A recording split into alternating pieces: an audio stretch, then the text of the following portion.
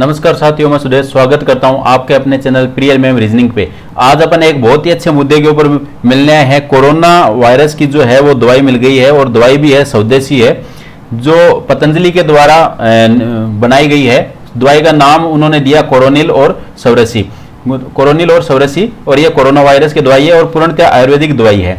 लेकिन कल शाम को फिर उसी के बाद एक इसके ऊपर और भी चीज आई कि भारत सरकार ने, आयुष मंत्रालय ने इसके ऊपर रोक लगा दी। तो अपन इस वीडियो के बारे में देखेंगे कि कोरोनिल और सौरसी वाटी जो दवाई है वो किस प्रकार से बनाई गई है, किन किन ने बनाई है, किस प्रकार लॉन्च हुई और क्यों इस पर रोक लगाई गई है। ठीक है, तो ये एक इनका पतंजलि की तरफ से एक एडवर्टाइजमेंट आया था जिसमें दिखाया गया था, ये पूरा पैकेट दिखाया गया था जिसमें टेबलेट्स हैं और ये टेबलेट्स का सेवन किस प्रकार से करना वो अपन को आगे देखना है। और नीचे इन्होंने बताया है कि आयुर्वेद विजय कोरोनिल सारी। ठीक है, पतंजलि के जो सीईओ है वो बालकृष्ण जी हैं और बाबा रामदेव इस कंपनी के मालिक हैं। तो इन्होंने परसों इन्होंने क्या किया, एक ट्वीट किया था कि कोरोना की दवाई निर्मित कर ली गई है और इसका कल लॉन्चिंग की जाएगी।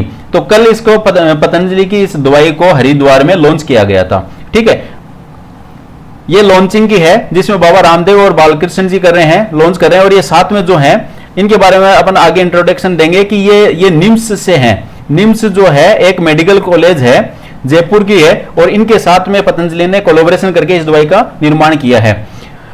साथ में इन्होंने ये बताया है कि भाई इन्होंने मरीजों पे इस दवाई का टेस्ट किया है जो कोविड पॉजिटिव किया है। तो 3 दिन में, सिर्फ 3 दिन में 69% लोग जो है वो ठीक हो गए, वापस नेगेटिव हो गए।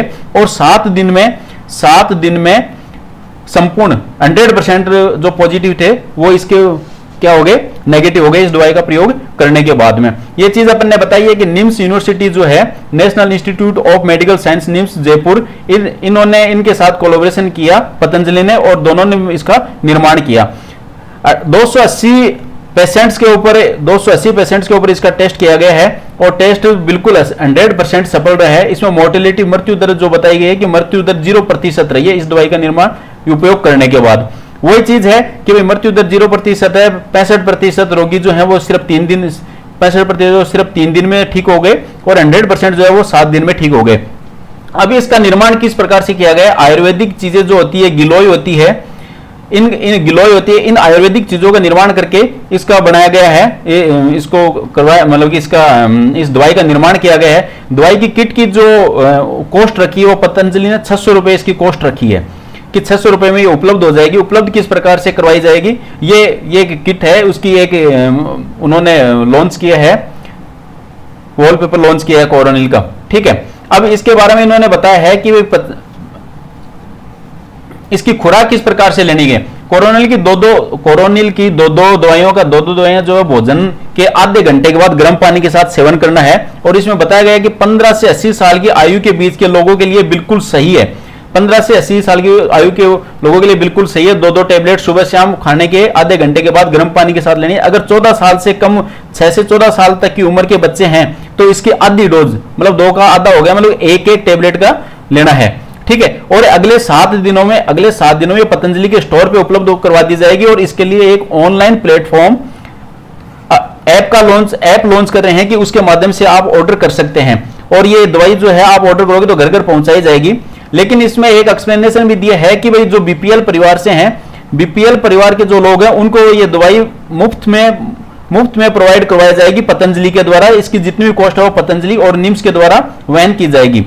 ये चीज थी कि ये बहुत ही खुशी की बात है, अपने भारत देश में स्वदेशी दवाई का निर्माण किया गया है, वो बिल्कुल पूर्णतः आयुर्वेदिक थी और इसका बहुत ही सस्ती दवाई है कि 600 रुपए जो कॉस्ट है वो नॉमिनल कॉस्ट है। अगर कोई बीपीएल है तो उसको लिए पतंजलि उसके वहन कर रहे थे।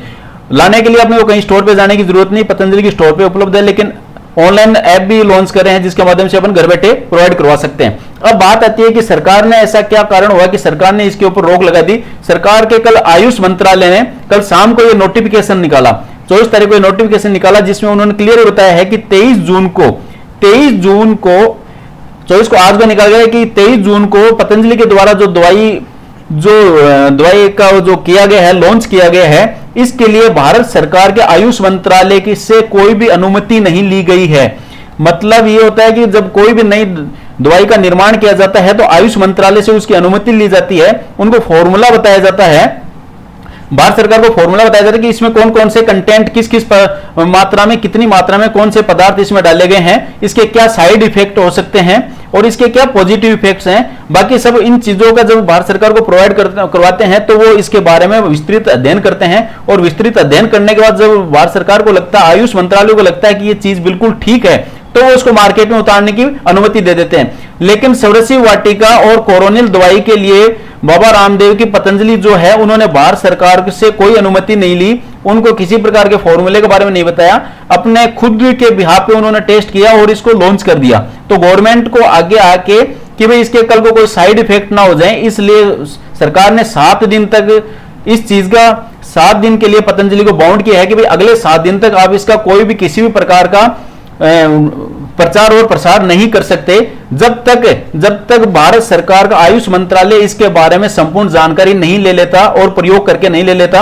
और पतंजलि को यह भी निर्देशित किया गया है कि आप जल्द से जल्द इस दवाई में क्या क्या पदार्थ काम में लिए गए, कितनी मात्रा में लिए गए हैं, जो कंपोनेंट्स हैं उन कंपोनेंट्स के बारे में आप भारत सरकार को इसके बारे में प्रोवाइड करवाएं। तो चलो, एक बहुत अच्छी खुशी की बात भी है और ये चीज भी जो भारत सरकार ने लगाई है ये चीज भी ठीक है, क्योंकि सरकार के पास इस चीज की अनुमति होनी चाहिए, क्योंकि कल को कोई नुकसान ना हो किसी प्रकार। तो ये भी जो लगाए गए वो सभी लोगों के स्वास्थ्य को ध्यान में रख के लगाए गए हैं। जय हिंद, मिलते हैं अगले टॉपिक के साथ जल्दी ही।